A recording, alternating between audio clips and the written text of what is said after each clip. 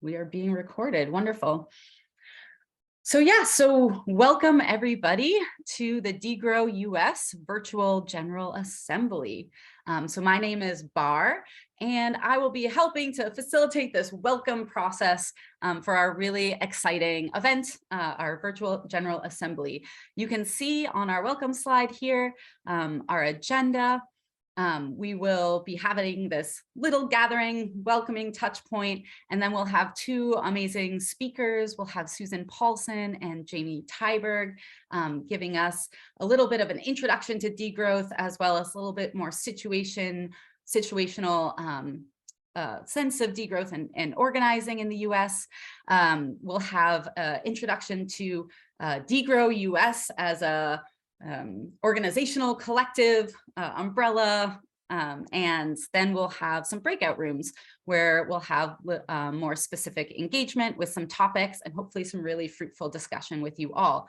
And then we'll close with some discussions and invitations for future work. Please do please welcome you to take care of yourself as you need to throughout the event. The event will be 2 hours long from 8 p.m. to 10 p.m. Eastern time. And we have a lot of, really wonderful, speakers and engaging conversations. And we want you to feel really comfortable and engaged throughout the process. There won't be any formal breaks, so please do come and go as you need. Definitely take care of yourself.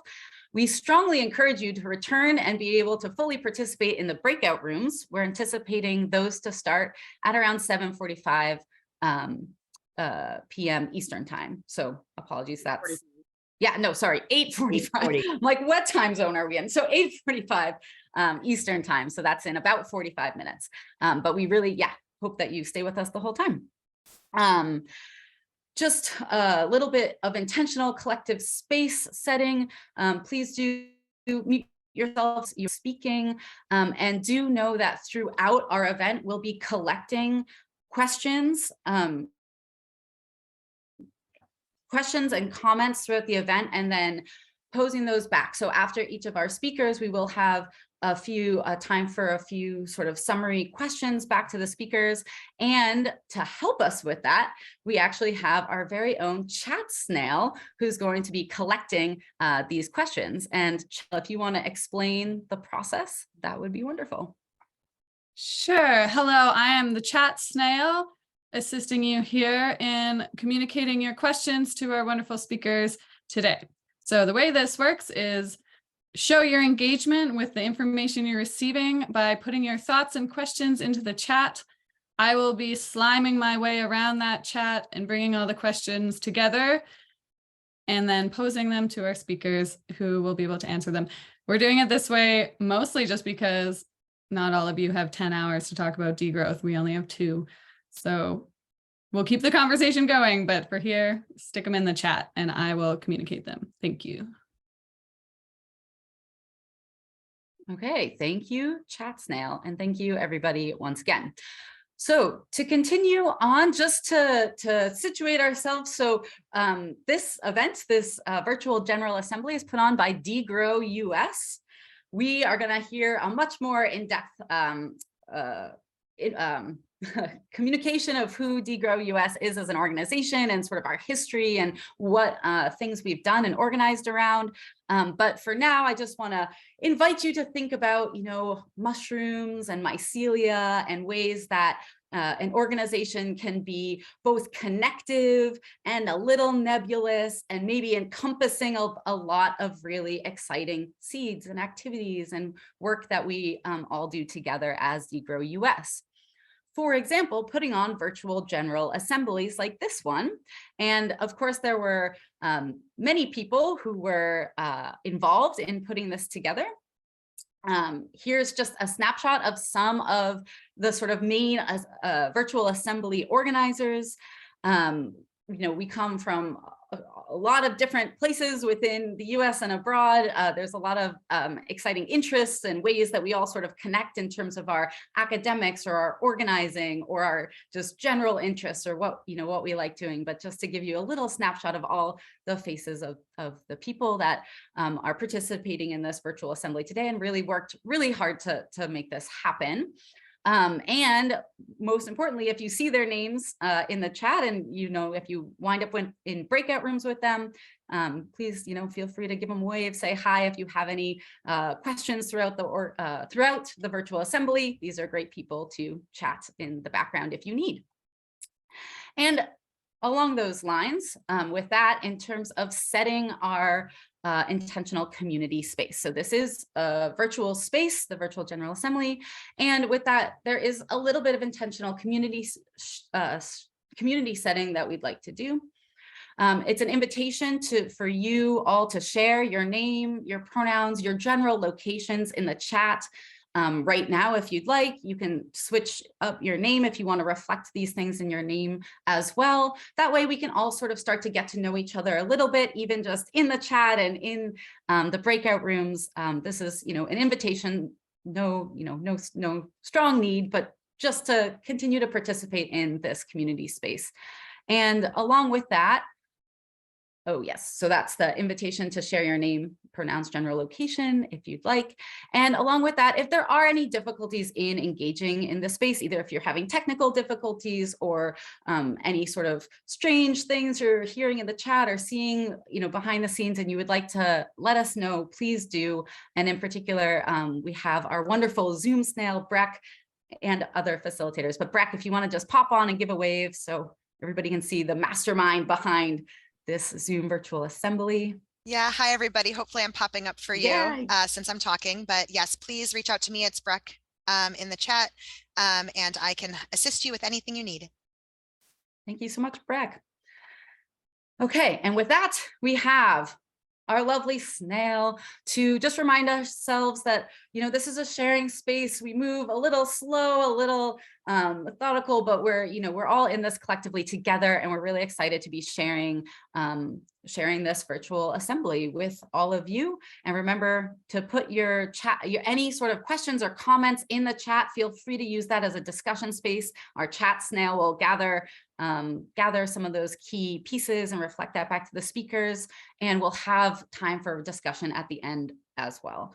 So yeah, so with that, I am excited to kick it off to our speakers. So our first speaker is going to be Susan Paulson. Susan, we are so happy to have you with us. You were here with us at the last virtual General Assembly as well, and we are just, so thrilled to have Susan. Susan is currently serving as a professor at the University of Florida Center for Latin American Studies. Susan has had a long and wonderful career studying human environment relations during 15 years of time living in South America. And she's taught sustainability studies for many years internationally as well. Susan has found the pleasure and motivation in diverse modes of degrowth learning, among them with the Feminisms and Degrowth Alliance, FADA, which is an amazing alliance, with whom she co-wrote Why Are Feminist Perspectives, Analyses, and Actions Vital to Degrowth? She's also published dozens of publications, just a few of them represented here on the screen. And and we really recommend taking a look at any of these books if you haven't yet done so. And with that, I would turn it over to Susan. Thank you, Susan Paulson, for being here. Thank you. It's wonderful to be back together with solidarity friends and new participants among this wonderful, welcoming vibe of the facilitating team. So degrowth brings together diverse people and paths around shared objectives that I summarize as three. First, decrease the quantity of material and energy transformed by human economies. Second, reduce personal and cultural obsessions with growth. And third, reorient our lives around equitable care and well-being, and our societies also. So after 4 decades of research and experimentation amongst a relatively marginal hippie network of scholars and activists, degrowth's really expanded into worldwide conversations. If you want to share the first, you see the first slide here. These are just a few of the books. These all were published in different countries by authors from different countries that have been circulating around the world in the last few years. There's been this unprecedented demand amongst a much broader public to explore these issues. You can show the next slide. Just this is just one little book that actually was mentioned in the introduction. Thank you. A little book that I wrote with some friends that is now actually in 9 languages, including, Japanese and Slovenian, and people all over the world are getting very interested in degrowth. All right, John, you can turn off the slides now. We'll just go to ideas. No, you don't need to see that. Just, yeah, okay, perfect. All right, so what we're seeing now is degrowth all of a sudden is emerging in policy debates.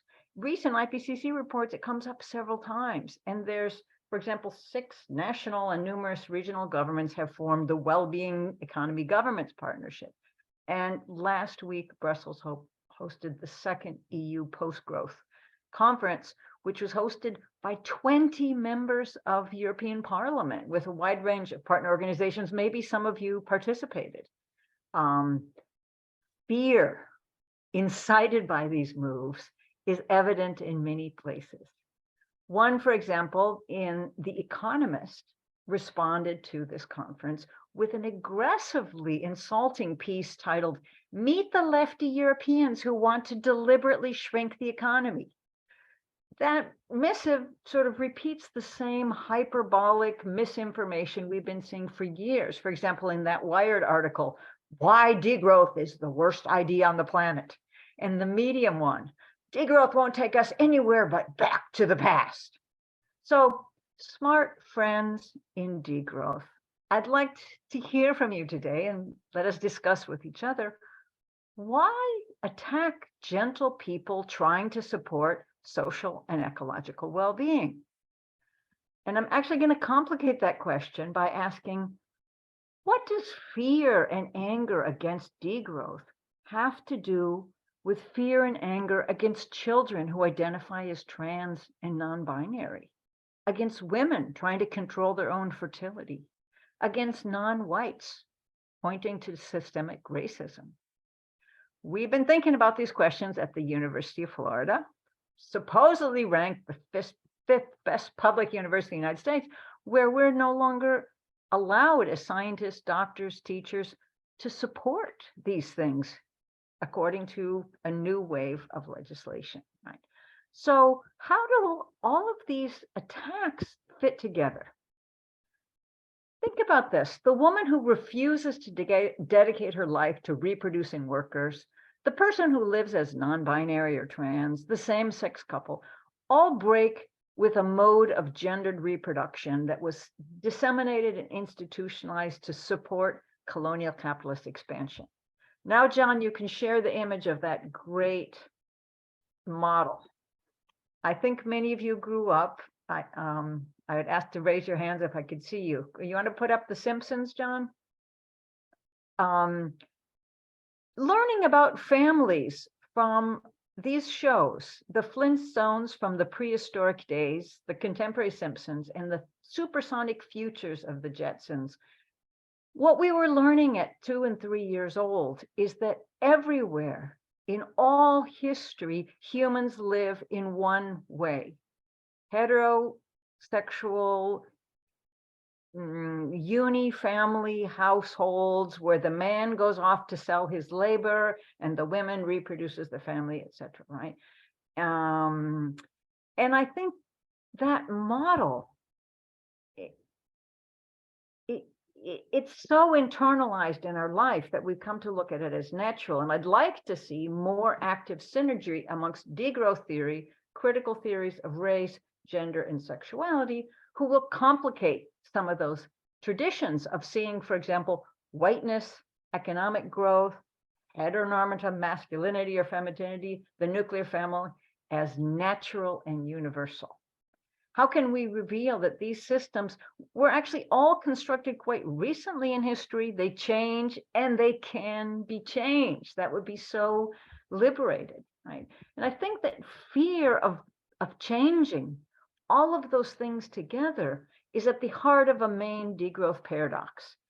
That is that in order to curb degradation of the atmosphere, biosphere, hydrosphere, scientists around the world call for reducing the quantity of material and energy by human economies. Yet societal metabolism continue to increase by the minute, while governments and businesses promise and prioritize further growth. So if all scientists and activists agree that we need to do something, what is constraining movement towards healthier paths? Certainly privileged elites exercise sophisticated means to sustain policies, systems in which they enjoy disproportionate benefits, while others bear sacrifices and risk. However, even if our friend Elon Musk flew the wealthiest 1% off to Mars, what a fantasy, huh? Unfortunately, the drive for growth, the obsession with growth, would still persist in many, although not all, persons and places, even some of those most exploited and degraded by current growth economies. So our capacities to change course, even imagine different courses, are variously constrained by ways of knowing and being that have emerged sort of intertwined with colonial capitalist fossil fuel economies. That makes it, we are part of them. Our bodies and our minds have sort of been constructed as part of this. And I think fear of losing personal meaning, dignity, power that's sort of buttressed by these modes of life is what's provoking some of these efforts to delegitimize alternative modes. Even claiming climate change doesn't exist, attacking identities associated with moving away from these models, right? And those publications and legislations I mentioned, they express that fear, but they also work to incite that fear in others. Now, early décroissance thinkers raised awareness that as the worldviews and social systems that evolved historically with growth sort of gained purchase around the world, it would be harder and harder for non-dominant groups to defend their own lifeways, and also difficult for those of us at the core to even imagine alternatives.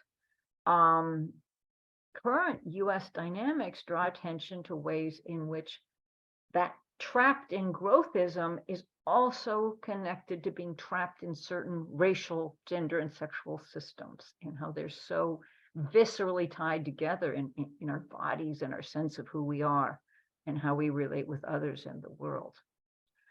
So anyway, we degrowth people like to look into history, and we see that there's been all kinds of kinship and gender systems that work to reproduce humans and their ecosystems. But the emergence of industrial capitalism coincided with the establishment of a unique set of social cultural systems that share an architecture of hierarchical binaries. That is, the superiority and domination of humans over other nature is linked to man over woman, colonizer over colonized, white over non-white, heteronormative over queer, and production is more important than reproduction, right? So all of those binaries are sort of tied together. So when we start challenging one, we challenge the other one. That makes it so difficult to even question. Why question that humans should dominate all nature? I mean, for a century, people have been asking that and challenging it, but that would also mean, oh, whites can't dominate or be superior to non-whites, men or women, etc., which makes it harder to make anyone to question any one of those, right? So the way they're internalized in our body makes them feel natural and universal. But as great historian Karl Polanyi told us, these are evolved through the Great Transformation, right? The rise of colonial capitalism undermined social, moral, reproductive systems in Europe and also in the colonies, and reconfigured them for new worlds driven towards growth and governed by markets, by money, by Western science, new kinds of people and relations had to be manufactured. And they were via, for example, racial institutions that evolved to appropriate land and appropriate labor. But it was not easy to convince people to reorient their lives towards selling labor in exploitative conditions, nor towards reproducing labor to replace themselves, right? So in this brilliant ideological turn, gender and sexuality were instrumentalized to make it feel natural to do so, via, for example, the association of masculine virility with market-oriented activities, and the relegation of reproduction work as inherently feminine. Some of you may have been told the myth that the Industrial Revolution was sparked by brilliant inventions of some individual white men. Increasingly, scholars are understanding that it was by cheapening the production of commodities, such as cotton, that the new racialized and gendered systems made profitable, thus possible, the development of new technologies like cotton gin, spinning mule, power loom, that wouldn't have had a purpose and a profit without those underlying social systems getting the land, getting the labor, transferring the goods into place. So in sum, fossil fueled industrialization depended on social institutions and identities to facilitate the appropriation of energy and resources from less powerful people and places, and also to justify that exploitation. As they adapt across changing contexts, these colonial, racialized, gendered relations remain fundamental to today's dynamics of economic growth. And I think that's why one of the underlying reasons why there is such brutal reaction against any questioning of those systems, right? So challenging these relations, whether it's through critical race theory that we may want to teach at universities or queer lifestyles in our homes, means challenging the mechanisms of economic growth. And that's a scary thing to do. This week, there was an article published called Fossil Fuel Racism in the United States, How Phasing Out Coal, Oil, and Gas Can Protect Communities. So it documents how public health hazards from air, water pollution, and risks associated with climate change fall disproportionately on Black, Brown, Indigenous, and poor communities, arguing that systemic racism subsidizes the fossil fuel industry, enabling it to externalize costs of pollution and environmental degradation onto communities of color and bodies of color, right? So for many years, I've looked at similar dynamics in which systemic sexism subsidizes extractive industries in South America via the socialization, exploitation, and degradation of subordinate men as beasts of burden in ventures that produce profits for others and produce climate change for all. I would love to talk with any of you that are interested in the enormous gendered sacrifices demanded of men as a whole and variously positioned men in that Faustian bargain that allows some of them to be called heads of households and very few to be heads of corporations and countries at great cost. In sum, new gender models disconnected masculinities from caring and reproductive life, and instead associated manliness with market production for economic gain. And intersexual dynamics work so that actually a small minority of men dominate political economies, while a majority of men are exploited in various subordinate relationships. So in many parts of the world, especially places I've been studying in Latin America, certain groups of men are expected to endure violence and exploitation in and beyond the workplace, while their own damaged bodies serve as tools to perpetuate further violence against nature and against other people. So, in the face of these historical trends, not very encouraging, colleagues and I are doing long-term ethnographic work in Latin America, asking, in contexts where men's survival depends on dangerous and degrading wage labor, and in societies that reinforce expectations for masculine aggression, how is it that some men we know well, are realizing their manliness as caring nurturers dedicated to regenerating healthy life worlds? Now, I'll invite John to put up a slide that shows some Kofan Indians from the Amazon the Ecuadorian Amazon. So to conclude, DegrowUS participants, how can we explore ways to change the course of our own society? Thank goodness we have the opportunity to learn from other people in our own societies and around the world who are mobilizing traditional life ways and also inventing new alternatives in pursuit of healthier and more just futures. So I propose that we think about engaging strategic entanglements with all these different groups for mutual learning and alliance. And I'm eager to talk more about strategic entanglements, but I'll just, and now we can bring it up. So what I'd like to think about with all of you is what initiatives and pathways you may be exploring with diverse feminisms, queer, trans activisms, Black Lives Matter, First Nation activists, that will help us learn how to imagine and build degrowth worlds, and also how to understand why some people are so afraid and resisting to that caring and loving mission that we're on. Thank you.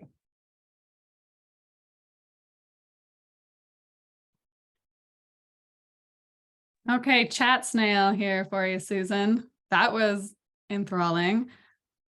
I have a million questions for you because my work deals with mostly male fossil fuel workers. Oh, amen. Yeah. But we'll prioritize the ones in the chat. So there's a question here about kind of the relationships between post-work society and degrowth. Are they explicitly related? We have some folks asking questions. Whoa, well, now they're all coming in. Okay, so we'll try to narrow it down. If you have anything to say about the relationship between post-work society and degrowth, we have some stuff here about how polyamory and the extended families model might work into degrowth theories. Yes. And then I'm going to throw just one of my own in there because I specifically do work with certain communities that I've found actually very receptive to the degrowth ideas, but mostly because they haven't been inoculated against them. And these are mostly men working in highly alienated work environments who are not really willing to push on the dominance of race or gender, but are willing to push on the dominance across class lines and kind of question the roles of the elite. So kind of the question being, how do you communicate degrowth across those political polarizations? Wow, So, that's a lot. You're not moving at snail's pace. That was a lot of vanguard questions. Let's start with the end. I'm intrigued by people like men working on the front lines of petroleum exploitation.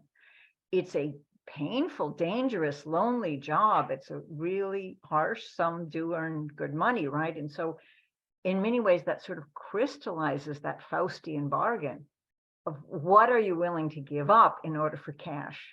And cash is identified as what makes you a real man, what makes you successful, what makes your mom proud of you, what makes women attracted to you, et cetera, right?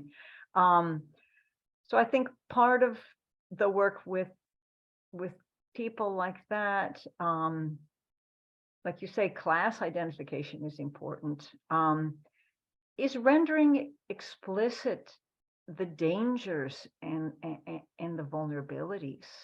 In the US, actually 95% of occupational deaths, 94% are men.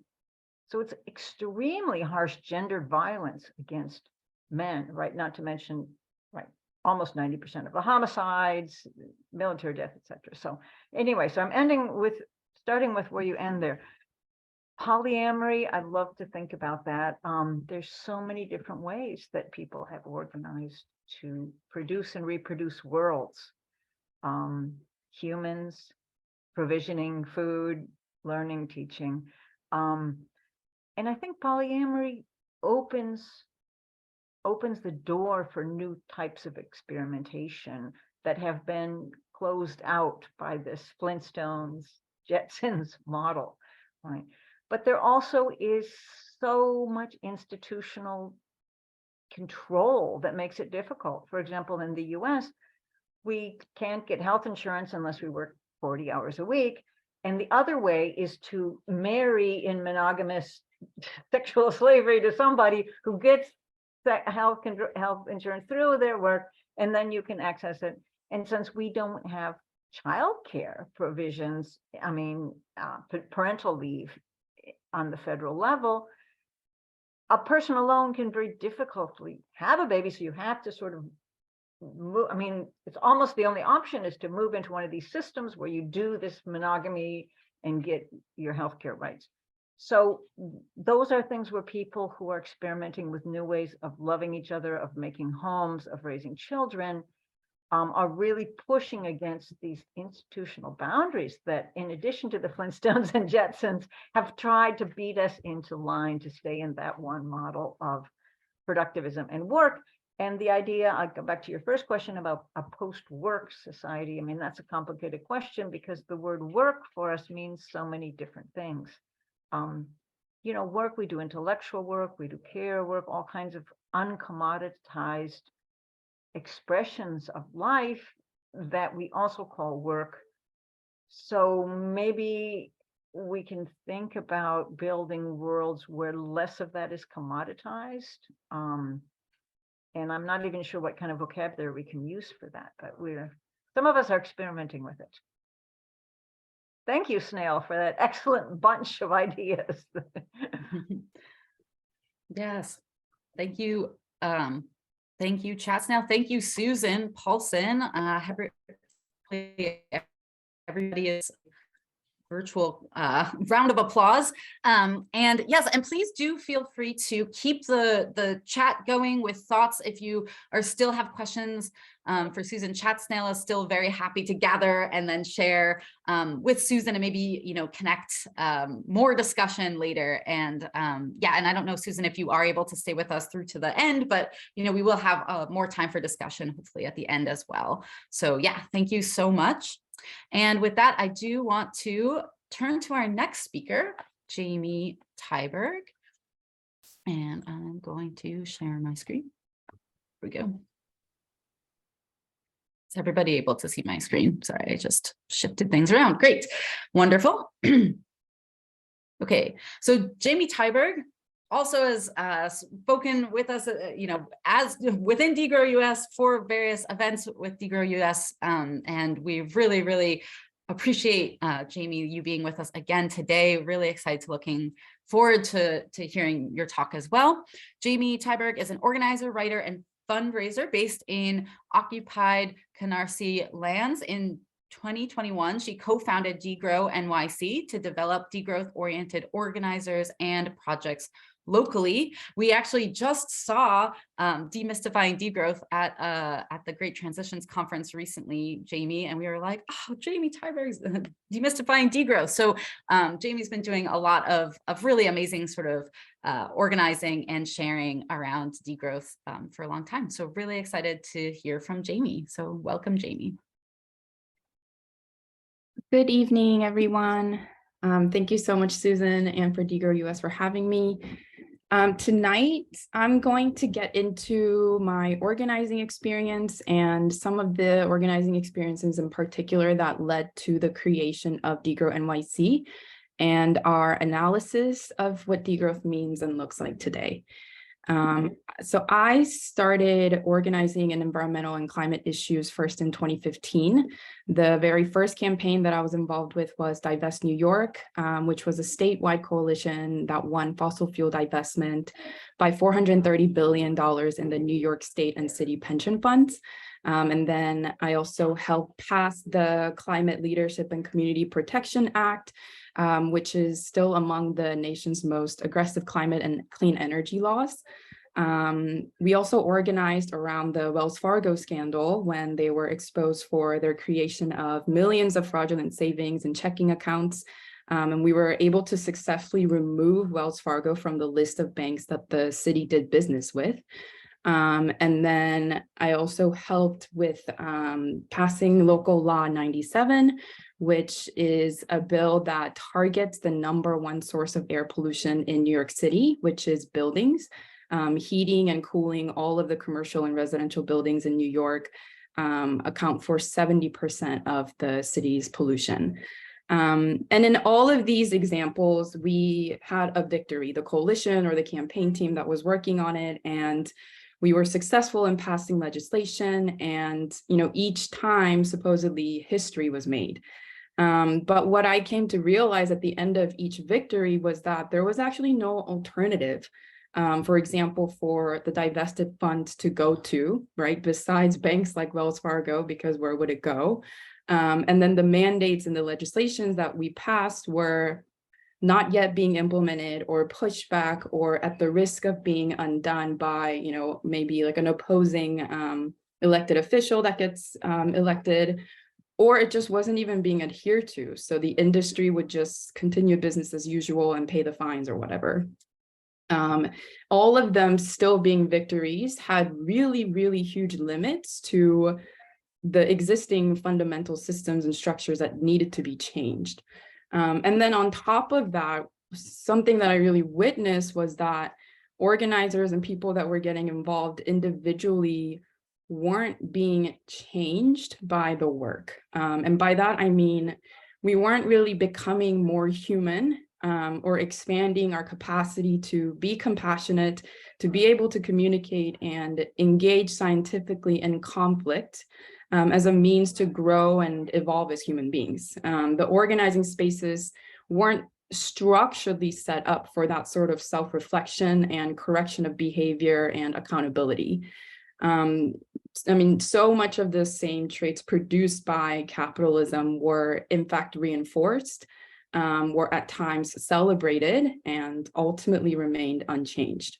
And personally, at the time, I was studying degrowth, and I saw in degrowth the values that we were intending to achieve, but we're not internalizing or practicing on a day-to-day basis within our organizing spaces. So this led me to co-found Degrow NYC with some comrades like Erica, who's on the call, and I see some of our members. But we founded it as an organization that explicitly did not focus on running legislative campaigns or any external campaign for that matter, but primarily focused on building ideological alignment among ourselves and hosting disciplined study and political education and learning more about degrowth, but also figuring out what degrowth meant to us. Because we are an organization of people of color or people from the global South that are now here inside the empire. And we came to two conclusions, or rather starting points for our organizing. One was that we have to understand degrowth as a historical process that is being developed in stages. So what that means is what degrowth means will evolve based on the condition of the stage that it's in. So currently today, under the monopoly stage of capitalism or imperialism, degrowth to us means first and foremost withdrawing from with the intention of undermining and reducing the hegemony of the imperialist economy. And I can come back to that. And then the second thing was that degrowth in practice means being in an organization that's governed by democratic centralism and one that practices regular criticism and self-criticism. Like Susan pointed to, we have inherited a lot of behaviors and tendencies and values that are market-oriented and dictated to us by the imperialist economy. So the only structure, and again, we arrived at this through practice, right? Like many of us were involved in other organizing structures and saw that it wasn't actually successful in achieving degrowth within ourselves and in our work. And we came to believe that the only structure for a degrowth organization that will help members curtail old habits of consumption, actually understand and practice ecological limits, and internalize the values of degrowth through the correction of our old habits is one of democratic centralism and one that practices criticism and self-criticism. And I'll come back to both of those points. So on the first point of degrowth as a historical process, I want to share our organization's analysis of the meaning of decolonization within an imperialist world system. We define decolonization under imperialism in terms of the ownership of the productive forces, meaning the land, the machinery, and the human labor that goes into producing things, and who owns these productive forces. We believe that it's not possible to achieve decolonization without the total seizure of these productive forces by the workers of the world themselves, meaning the people that are actually performing the labor to reproduce life, whether they are being paid for it or not. Again, like Susan pointed to, all of the care work that goes into reproducing life. Otherwise, you're just looking at neocolonialism, in which the people native to the land supposedly are in power, but it's still a part of the larger imperialist economy, and they're working on behalf of that economy. So for as long as the land and the machinery and the human labor are owned by the imperialists, it will never be decolonization. There has to be a clear break from the bourgeois ownership of the productive forces, or again, it's just a continuation of the current system and what's known as neocolonialism. So to us, under this particular stage of capitalism, the defining act of degrowth is in weakening the imperialist economy and building power outside of it to bring it down. Now, what does that look like within a local organization of just a handful of people, right? Like, we are not delusional about our capacities. We aren't going to single-handedly overthrow the United States government or its institutions like NATO or the IMF or the World Bank or the military. What we can do, however, is one, develop a correct understanding of our economy and the history in which it was developed in order to better assess the constantly evolving nature of our world through the stages of degrowth development. And two, we can change as human beings ourselves and do our best to bring about those changes in others through daily commitment to organization, because that's the space in which we can internalize and practice and embody degrowth values.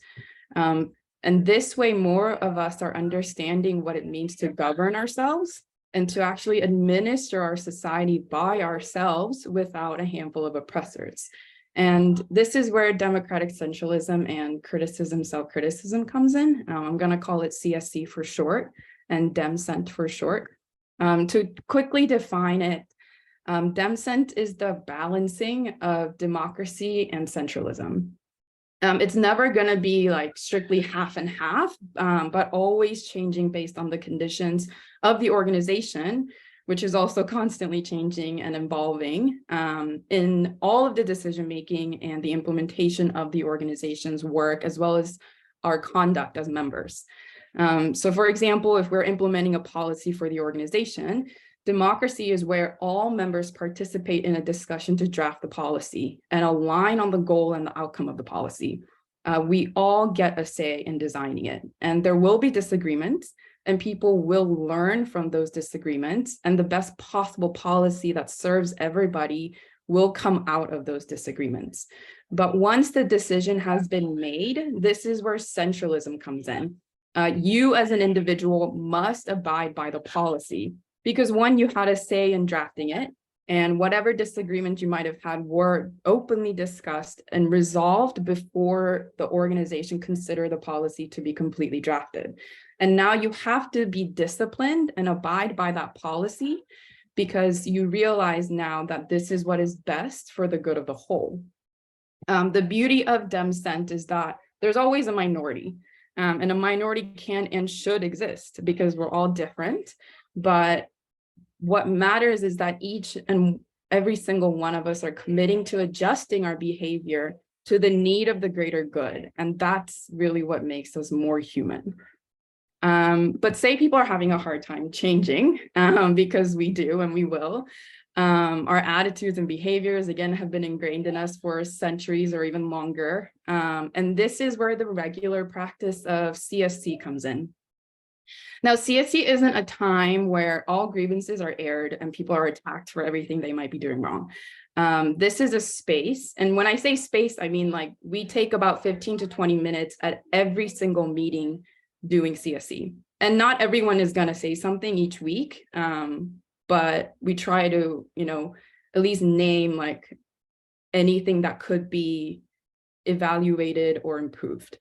But it's a space in which mistakes or errors are approached scientifically, meaning we try to investigate what conditions led to this behavior, so that we can actually understand and begin to realize how the root cause of that behavior can be corrected. And when done correctly, CSE is, to us, the greatest act of care and trust, and also the greatest display of optimism, because we're starting from the basis that people can and will change, that who they are right now sitting in front of us is not the best of who they can become, but just one stage within their development as a human being. We're naming what makes us who we are, where our tendencies come from, and committing to each other to hold each other accountable to become better and more human. And I think so much of this has been lost within our organizations and our movements, going back to all of the experiences that I witnessed and the reason that we wanted to co-found DegrowNYC. And I think this is really the bulk of what degrowth means to us in DegrowNYC. Again, we're not here to run like fast-paced campaigns. We're very going at the pace of the snail, or we're not here to just pass legislation. We have seen that fall short time and time again. And of course, like as individuals, we'll participate or volunteer in different campaigns because they do have direct material consequences on people's lives. But we're here to change as human beings. And change each other as human beings and keep expanding that until there's more of us here that are reflecting the qualities of the new world that we want to build than the old versions of ourselves. So to us, really before anything else, the primary task of achieving degrowth is to commit to an organization, build alignment, and practice CSE and practice governing ourselves through democratic centralism. That's it. Okay, chat snail here. Thanks so much, Jamie. We have a lot of questions, but one that came up a couple times, so I'll lob this at you, and I feel like there's a lot to say around it. It has to do with how the degrowth movement relates to other movements. So you could talk more broadly or specifically in New York City. In particular, how does degrowth connect directly to Cop City? There was also questions about how degrowth perspectives can connect to relatively mainstream groups such as climate groups. And in particular, someone was curious about how degrowth can connect to wildlife protection. Yeah, I missed the question before the Cop City one. What was it? I think that was the first part. It's essentially, how does degrowth as a movement, either in New York City or more broadly, connect to Cop City and more mainstream movements such as climate groups and wildlife protection? Yeah, I think a lot of the members actually, so I'm not the only one who came to DegrowNYC looking for something else, because so much of our organizing experiences were, at best, just unsatisfying, because we saw that everything was just remaining intact, or at worst, actually really traumatic for some people that went through a lot of interpersonal conflict that never went resolved. And we had a lot of abolitionist organizations, like housing organizations, or organizers rather, public school teachers. So I think we're bringing into DegrowNYC the different movements or organizing disciplines that we come from, and offering like scientific evidence of, hey, here's what didn't work. Here's where I think something like CSE would have really helped resolve things and move forward and come out the other end as, better people with better communication styles or conflict resolution.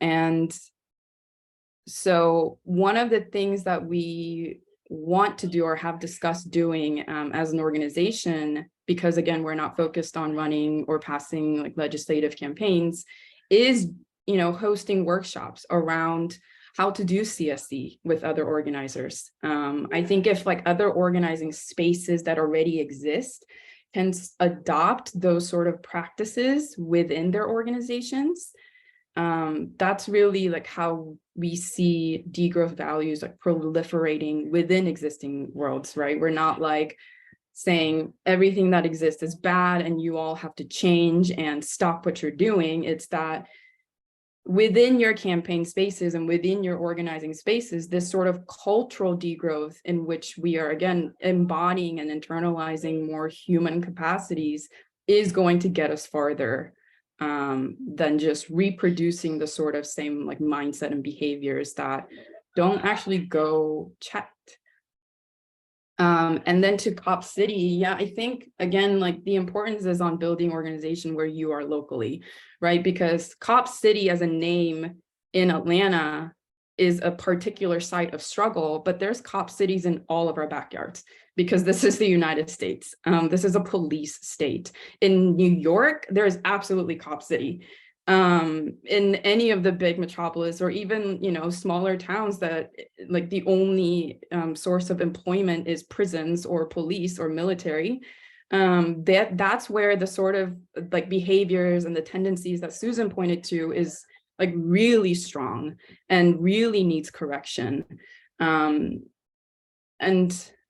you just can't do that alone. You just can't change alone or even like realize how your behavior is harming others if you're just doing things alone. You have to be committed to a collective that will hold you accountable and say, hey, your behavior is delaying the collective development of our movement. And these are the reasons why. And we understand, like, or we want your help in understanding where those behaviors are coming from so that we can all change together. That's great. Bar, do we have time for one more or are we moving forward? I think we gotta keep it a little bit moving, but hopefully Chat Snail will continue to coalesce questions. Jamie, we'd love to reflect those back to you. I don't know if you are able to stay, but definitely let's continue to keep this conversation going. And yeah, with that, I think, yeah, we will turn it over to Anna and Sam, who will give us a little introduction to DegrowUS as a sort of collective and a little bit of a history.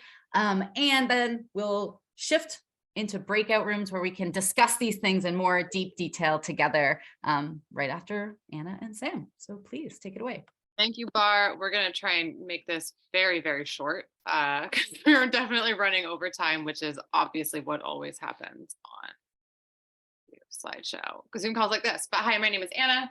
I'm Sam. We are some kind of early adopters of the DegrowUS banner and co-founders of the organization, of which there are many co-founders. And just in case you haven't heard of DegrowUS before, we're a pretty loose collective network of activists, academics, and advocates for degrowth across the United States. Our values are downscaling, good living, justice, participatory democracy, solidarity, and harmony. I was going to go into those a bit more, but they're all on our website, DegrowUS.org. And we can kind of get more into that, you know, at another time. But I was going to let Sam talk a little bit about our history and our founding. So leading up to 2018, there was a group of mostly academics who were trying to organize one of the international degrowth conferences to happen in North America again. That didn't happen, but some more folks joined in and we had this gathering in Chicago in 2018. About 60 people showed up. We did 3 days of panels and talks and a lot of space for creating and getting to know each other. That picture you saw before was from Chicago. We made a zine that you can find on our website and print out and fold up for yourself. Then in 2020, the Burlington group was getting all ready to host Degrowth Fest, which was going to be kind of a follow-up and invite people from all over the country to have a degrowth party. Something went wrong in 2020, and we ended up having a outdoor, very local art festival called Degrowth Fest, and got a bunch of contributions from local artists and organizations that you can see some of them here. And here's like some of the outdoor stuff. Then in 2020, still in 2020, at the end of the year, running through it. we got we had a virtual assembly kind of like this one, but with more speakers, a lot of quick talks on degrowth and technology, degrowth and race in the United States, different topics, and had some regional breakout groups that we connected people in their regions for degrowth because we didn't know how much longer the pandemic was going to go. Next slide. The degrowth info booth. Yeah, so we had we've done a little bit of organizing at academic conferences where we've had some interventions that are more and less academic and more and less whimsical. We organized a bunch of panels at the SCORI conference that year too, the Sustainable Consumption Research and Action Initiative. So a little bit about how DegrowUS works. So we can take a breath. One of our comrades here in Degrow BTV in Burlington, Emma Schoenberg, likes to talk about how you need two of the three things: relationship, structure, and a shared mission. And at DegrowUS, it's been super relationship-based organizing so far, and we've been light on structure. Like Anna said, it's a loose collective of activists. And it's not because we all knew each other before, it's because we've trusted each other and built that trust slowly through organizing mostly events together, but also other sorts of things. So yeah, we got put in touch with a professor in Barcelona, and then we ended up living together. That's right. After yeah, exactly. Organizing DegrowUS. So yeah, that a little more about that structure is we say that everybody is president at DegrowUS. That's good.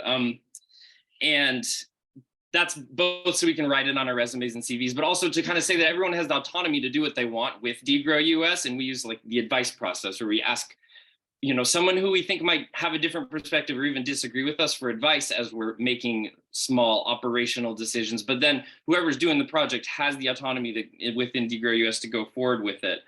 Obviously, there's bigger decisions that we get together and make sure everyone consents to.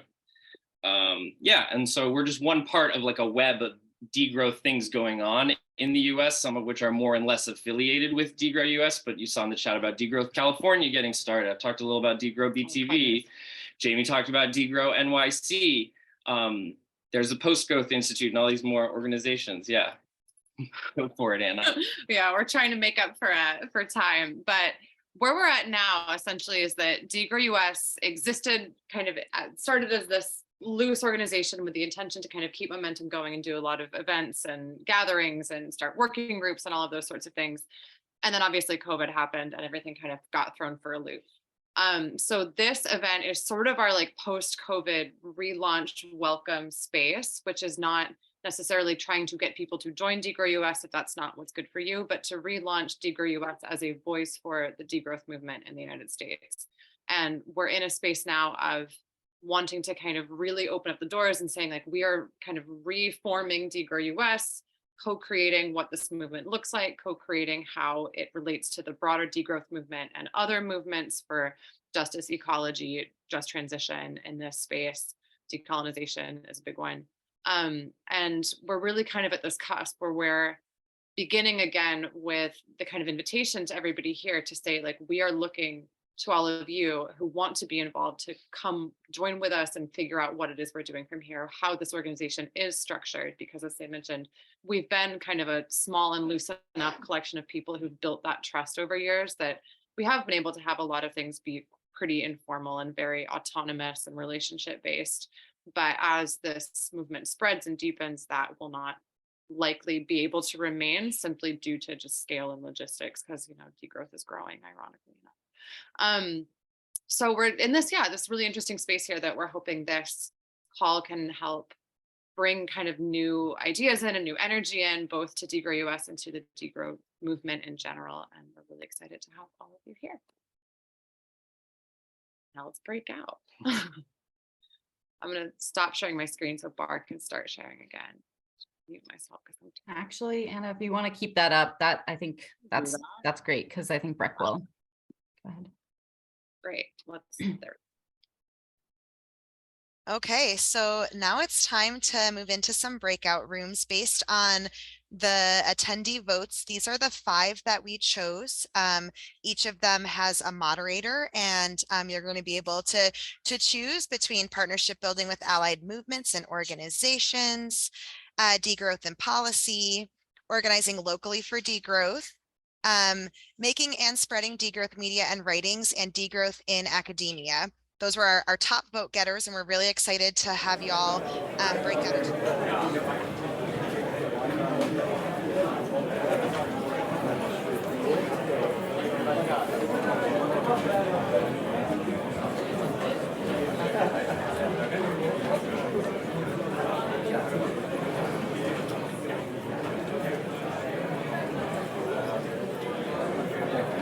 Back into the main room. So yeah, so welcome.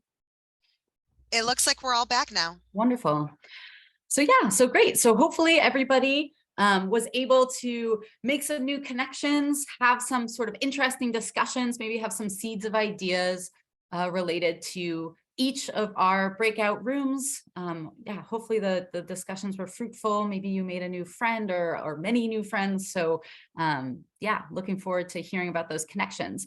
What we're gonna do now is give the moderators and the facilitators in each room a chance to very, very quickly just give us a quick few sentences about the types of topics or the themes that came up in each of the breakout rooms, so we can all kind of hear about what was discussed in each. There were notes taken in each of the breakout rooms, so we'll definitely summarize the conversations for everybody, so in the future you can kind of go back and look at these discussions if you're interested in more than one room.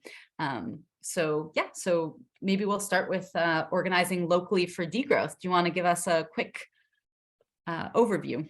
Sure. Well, Sam gave an overview about DegrowUS and some of the things that they've done locally. I mentioned a few of the organizations that we're aware of across the US. A number of people expressed interest in creating a degrowth chapter in their location, like Portland, Cleveland, DC. So if anyone's interested in those areas, get in touch with us. So that was the quick update.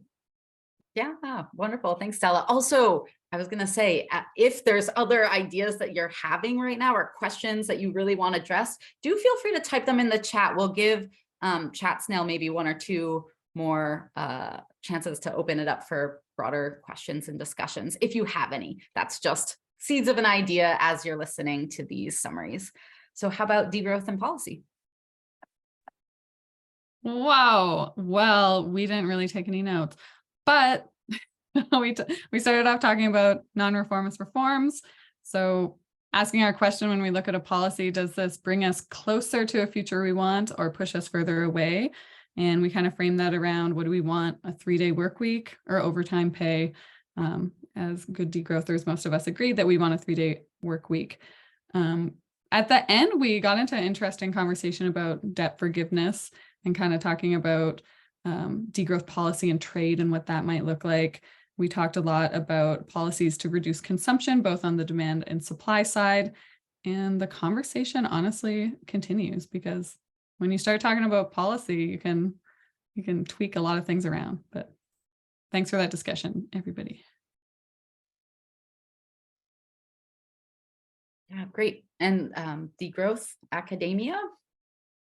Sure. We primarily each shared, personal experiences with degrowth in academia, and we had a wide variety of people from about to begin their academic journey to heavily within it, even later stages. And a lot of the conversation had to do with like this feeling of isolation in academia, or how spread out one can feel, and potentially informal spaces could help with that to foster some sense of community or solidarity. But we also had some interesting questions that we just didn't get to, such as like, how is degrowth being co-opted within academia, and how to bring degrowth within the classroom and teach different concepts as they relate to various fields. So yeah, that's a short summary of the conversation. Wow. All of these conversations actually sound really, really Awesome. So I'm so glad you all had the time to talk about all these things. So, and yeah, hopefully the conversation will continue. So partners and allied movements, what did you guys talk about? So we had a room full of people already involved in a bunch of amazing different projects, amazing organizations, and amazing movements. And it ended up being mostly us going around and sharing, where people are coming from and how the work they were doing related to degrowth and their own experience with relating degrowth to that work, from the international to the hyper local, from the action oriented to the theoretical.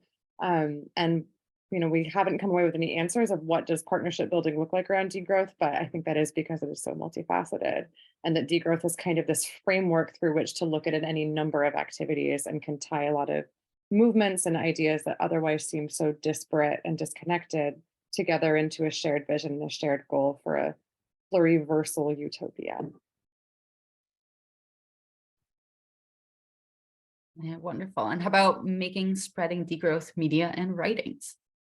All right, that was our close, intimate subgroup with a group of folks who we just kind of got to know each other. Everybody got to introduce themselves.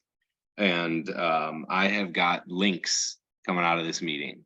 So if we have notes, I'm sure when we get back with everyone and share the recording, we'll share notes. Our group has blogs, poetry, filmmaking, social media about and adjacent to degrowth and supporting the movement. So we need to support each other and get the stuff that we're already doing out there. Fundraise for new things. Get in touch with Brian in the chat if you know rich people, and and generally just collectively work together to write and do alternative ways to communicate and decolonize the imaginary. Okay, well, like I said, I'm a little overwhelmed. I was bouncing around between some of these discussions, and every snippet that I heard was so interesting. And I think exactly, John, I think you sort of said this, but I think if we can we'll plan to sort of coalesce the notes from each of these and also notes and discussions that were in the chat as well, and sort of send out a synthesis to everybody who's here. So yeah, thank you all so much for participating in that discussion. And I think that kind of leads us with going forward and our invitation. So Breck, I don't know, do you want to start us off? And I guess while Breck is doing this, if you do have any other questions or thoughts or things you really want kind of addressed, do feel free to put them in the chat. And maybe after Breck talks a little bit about our invitation of moving forward, we can also try to maybe summarize a couple of the final discussion points. So Breck, go ahead. Yeah, thank you. So I am so excited that we were all able to come together today, and I feel like this is a really great jumping off point for more organizing and more ideas and more co-creation around degrowth. And I don't want to lose that momentum, but we're not 100% sure what or where comes next. We want to co-create that with you.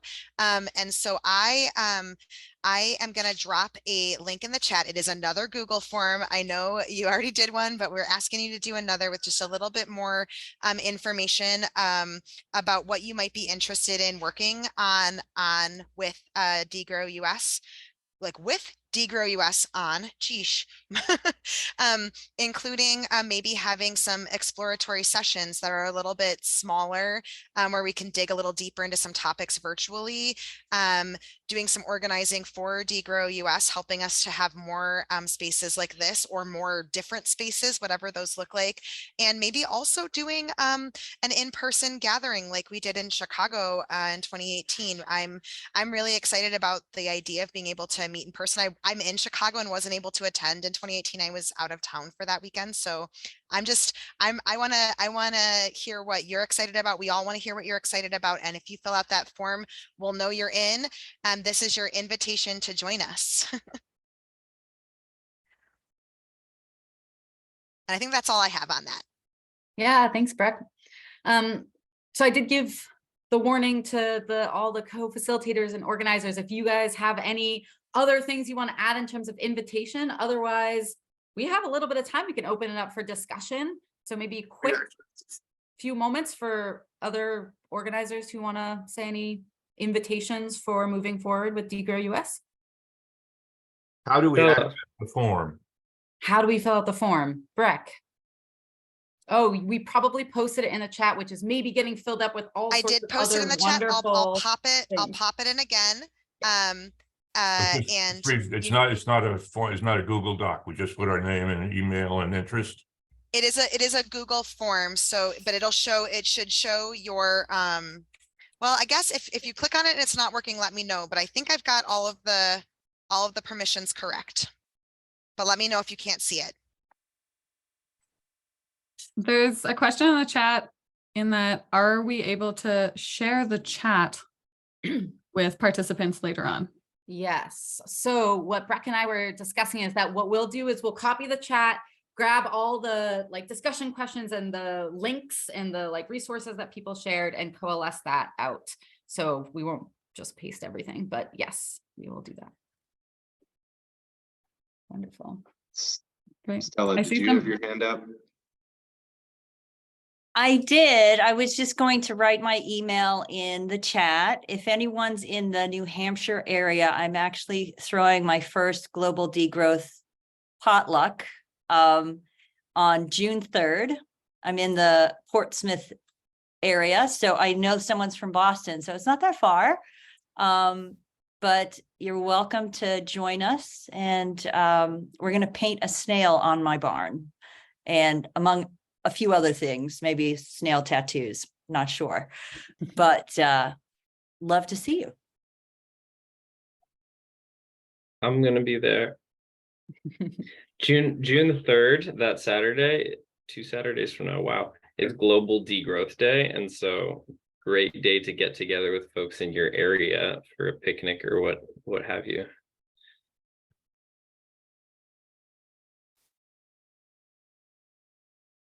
I think it was June 3rd. Yeah. Not June 23rd. Yeah, June 3rd. And yeah, happy to hear from other facilitators at this point, but also maybe we can just open it up. I mean, feel free to keep typing thoughts into the chat, but if people have specific questions, want to talk more, like at this point, I would say, let's go ahead and I know there's still 70 of us, but you know, we're a nice friendly group. So go ahead and raise your hand and we can try to have more of a conversation. Yeah, I see Jay Amici, sorry. Hey, Hi. so that's interesting to hear that June 3rd is the degrowth day. That's also a day that's often celebrated as like Combie River Raid Day. It's the day that Harriet Tubman freed like close to like 800 slaves in one go. And the reason why I bring it up is because when you think about symbols of excess and extensive growth that really serves the people at the top, I think, you know, the slave economy is a perfect analogy or, you know, example of that. And that story, Harriet Tubman basically, you know, took over a ship and went and burned all these plantations down. And in terms of thinking about like degrowth, like burning down, like burning all of these destructive, exploitative like industries down. So yeah, it's just something that I think is very interesting, is like something that could have potential like overlap in terms of like messaging. And yeah, just thought I'd throw that out there. Yeah, thank you so much for sharing. That's actually, thank you for sharing. Yeah, keep raising your hand if you have other thoughts. David, I see you. Yeah, David. On June 6th, as I put in the chat, the Deep Transformation Network is having a 2-hour presentation and discussion with the coordinators of Equatorial Voices, one from Kenya, one from Uganda, one from India. They look mostly at the community-based impacts of climate change that they're seeing and sharing strategies with each other around climate adaptation and climate mitigation. And so it should be a fascinating thing. These are incredible people.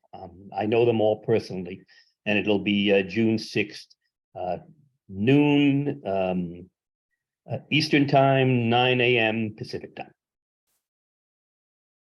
Yeah, thanks for sharing, David.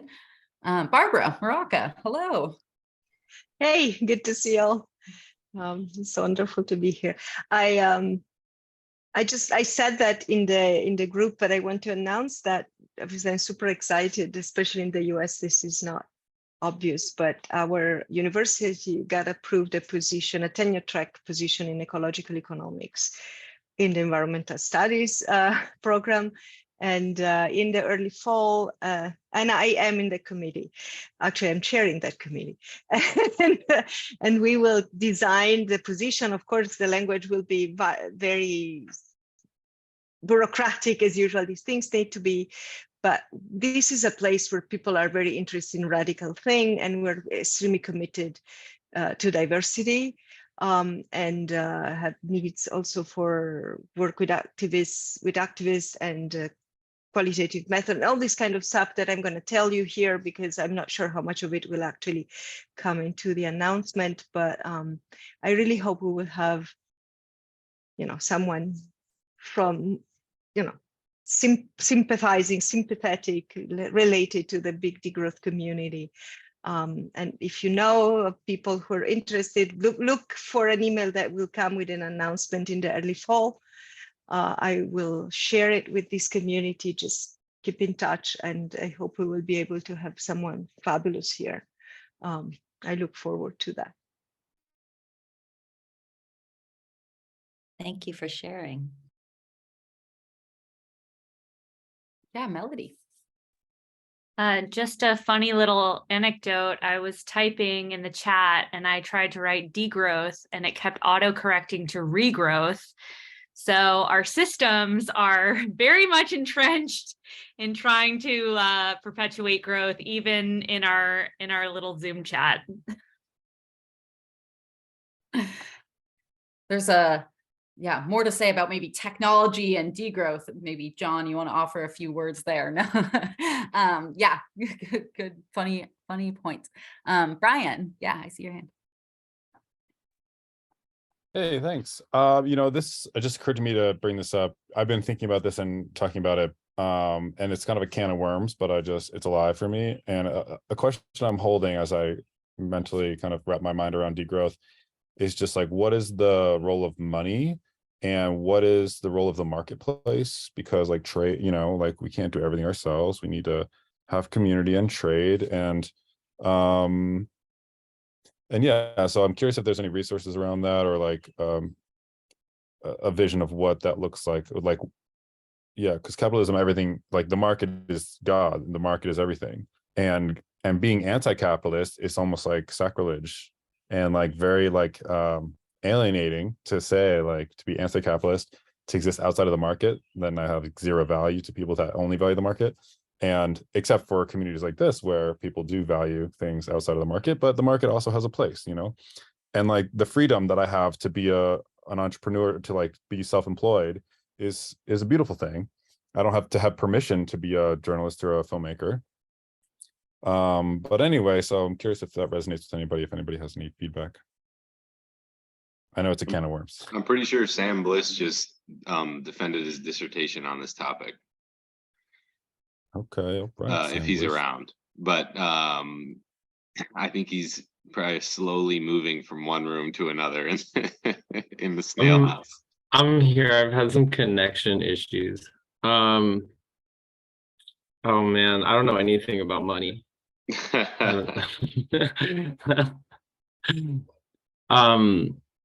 Yeah, as Mark put in the chat, recommend David Graeber's Debt. That's a fun read. I think the question of markets, though, like how much of the exchange of goods, services, and resources, how much of like the ways we transfer things between people and distribute that which is produced among human beings, like, should we do it through buying and selling like we do now, or should we do other things, and how much of each, like gifts or centralized redistribution systems? I think that's under theorized in the degrowth community. I think it's like a big topic of conversation that's yet to really be addressed. So join me. Yeah, I mean, I feel like money serves a purpose in that it creates a relationship of exchange where there was no relationship prior.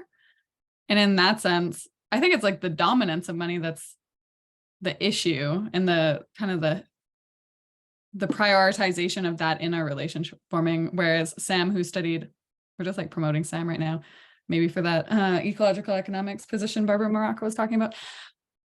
But non-market forms of exchange just create different types of relationships and help grow those types of relationships that we do need in order to live in a degrowth economy, I would say.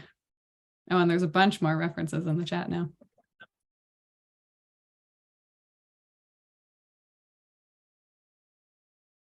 Yeah, I love this sort of this big can of worms discussion. Thanks, Brian. Any other cans of worms, things on people's minds? We have like 4 more minutes, so we could, you know, really solve everything. Yeah, Anna. Got one from our group that there was, and this kind of relates back to some questions that were floating around at the beginning. But if anyone wants to speak to this, both from facilitators and whoever, of different strategies, very briefly, some couple minutes, that have worked for you to bring degrowth into other movement spaces that may not initially consider themselves aligned with it.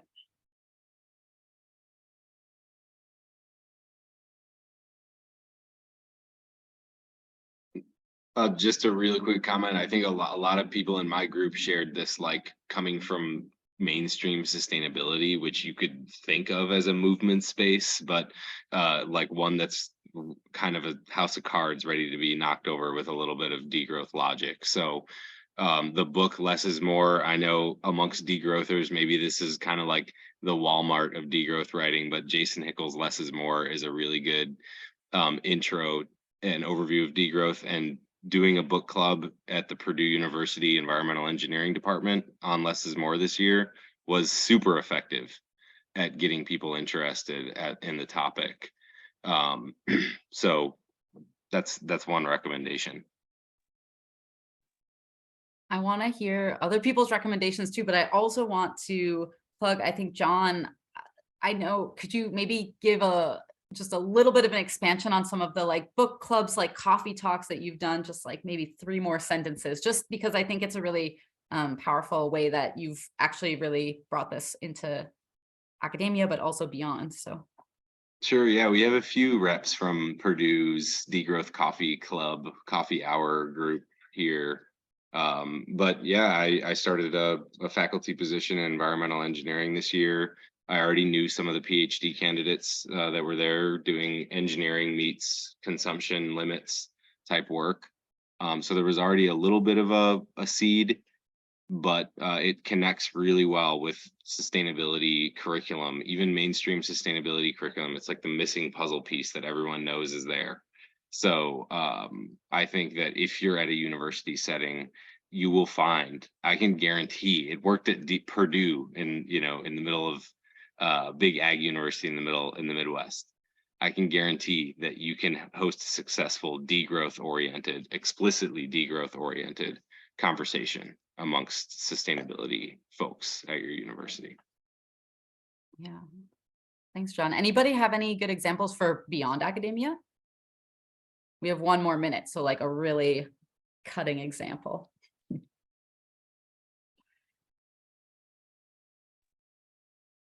I appreciate what Barbara just put in the chat. Sorry, video.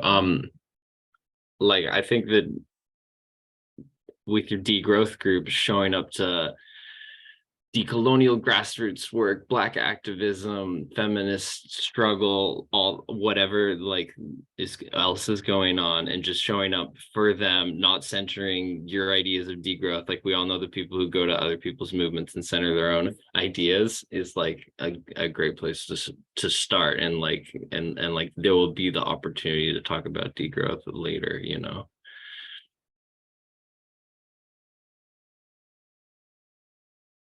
Okay, well, that brings us perfectly to 10 p.m. Eastern time, which is when we said this virtual General Assembly, DegrowUS, was going to end. So I think at this point we can maybe all come off mute. This is something I learned from another organizing group that I really love. If we all come off mute for 1 second and just say goodbye and thank you to each other, and yeah, and look forward to our synthesis of as much of this event as we can kind of capture in the swirl of amazing conversations that happened, and really look forward to getting in touch. So yeah, come off mute and say goodbye and thank you. Bye. Thank Goodbye, you. Snail. Thank you. Everybody. I'm saving the chat Thank you. now. Thank you. Spoiler out. Bye. Bye. Thank you. Bye bye bye. Adios. Bye. Adios. Snails, snails, snails, snails, snails, snails. Snail goo.